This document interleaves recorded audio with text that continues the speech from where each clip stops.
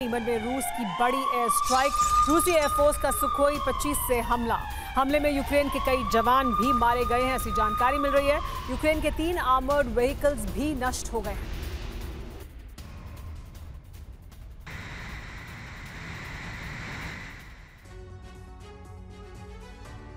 Belgorod के बाद Zelensky की सेना ने डोनेस्क में जबरदस्त प्रहार किया। यूक्रेन की सेना के टारगेट पर रिहायशी और पॉश इलाके थे।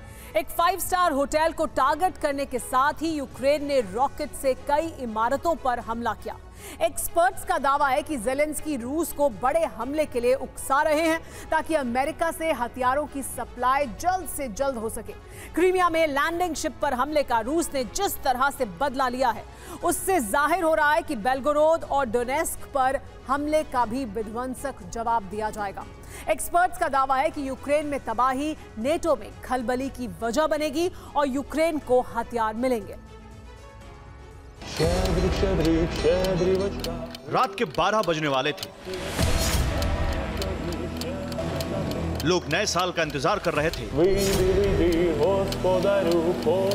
तभी अचानक धमाकों की गूंज से थर्राने लगा डोनेस्क।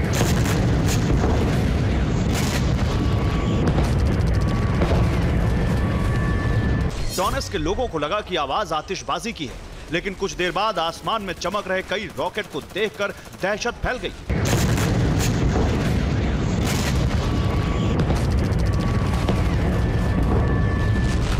नए साल के जश्न के बीच अचानक डोनेस्क में यूक्रेनी सेना का तांडव शुरू हुआ और फिर चीख पुकार मच गई।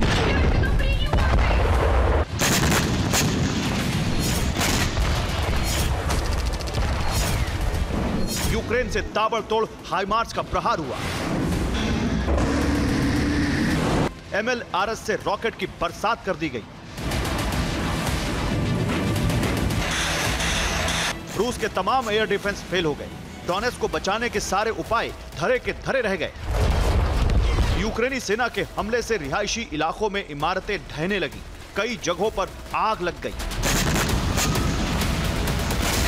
यूक्रेन के हमले में डोनेस्क की सबसे खूबसूरत इमारत को भी नुकसान पहुंचा है।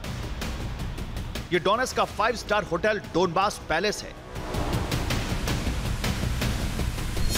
डोनबास पैलेस पर कई रॉकेट गिरे। होटल के बड़े हिस्से को नुकसान पहुंचा। डोनेस्क में एक स्कूल भी तबाह हो गया। एक कमर्शियल बिल्डिंग और कई रिहायशी इमारतें हमले का शिकार बनी।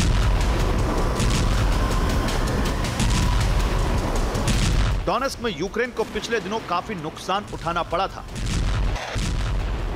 रूस की सेना डोनेस्क में यूक्रेनी फौज के ठिकानों को बमबारी की थी।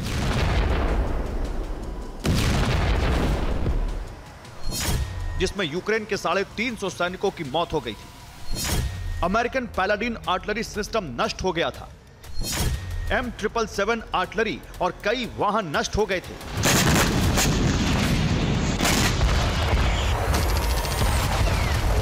रूस के इस हमले के बाद से यूक्रेन की सेना बदला लेने का प्लान बना रही थी और माना जा रहा है कि डोनेस्क पर जल्द बड़ा हमला हो सकता है। जबकि रूसी सेना को भरोसा था कि अब यूक्रेन की सेना दोबारा डोनेस्क इलाके में मजबूती हासिल नहीं कर सकेगी। हालांकि वॉर एक्सपर्ट इसे सिर्फ बदले के लिए किया गया हमला नहीं मान रहे, क्योंकि एक दिन पहले यूक्रेन ने रूस के बेलगोरोद पर भी भारी हमला किया था। उसके बाद डोनेस्क पर हमला हुआ है। बेलगोरोद और डोनेस्क दोनों यूक्रेनी सीमा के करीब हैं और यहां आसानी से रॉकेट और हाइमार्स से हमला मुमकिन है।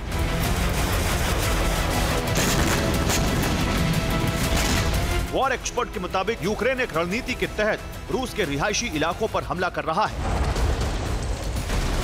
डोनेस्क और बेलगोरोद के बाद यूक्रेन कई इलाकों में ऐसे हमले कर सकता है।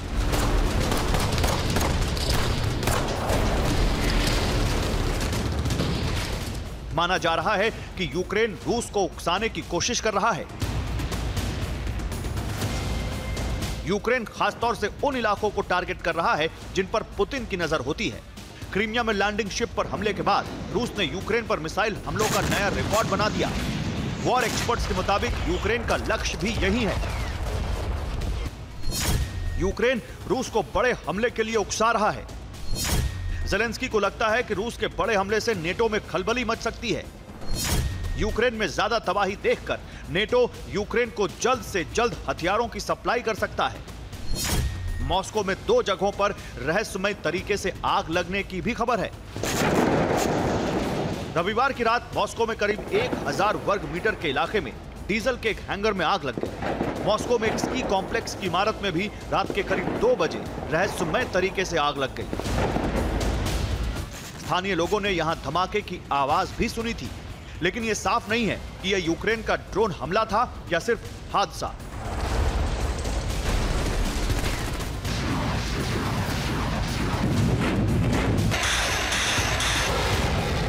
रूस के एक रिटायर्ड आर्मी अफसर के मुताबिक यूक्रेन बार बार रूस को उकसा रहा है। बेलगोरोद में हमले के बाद रूस ने मिसाइलों का इस्तेमाल किया और खार्कोव, खेमेल्नित्स्की और ज़ैपोरिजिया में यूक्रेन के ठिकानों पर अटैक किया।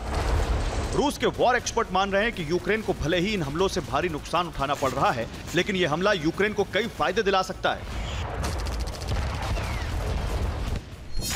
नेटो यूक्रेन को हार से बचाने की कोशिश करेगा। हार से बचाने के लिए यूक्रेन में नए हथियार भेजे जा सकते हैं।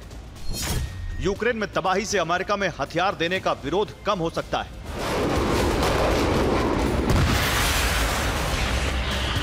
माना जा रहा है कि यूक्रेन अपने पक्ष में माहौल बनाने के लिए ही बड़े हमले कर रहा है।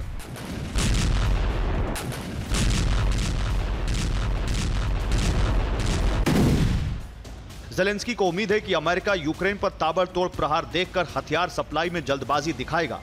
दूसरी तरफ ज़ेलेंस्की यह भी दिखाने की कोशिश कर रहे हैं कि अभी यूक्रेन युद्ध में लंबे समय तक बना रह सकता है।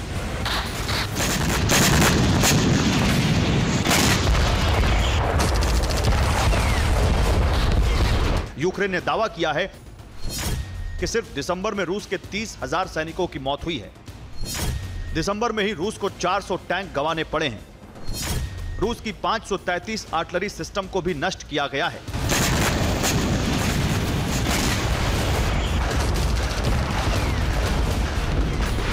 ज़ेलेंस्की ने नए साल में रूस का और हौसले से मुकाबला करने का दावा किया है।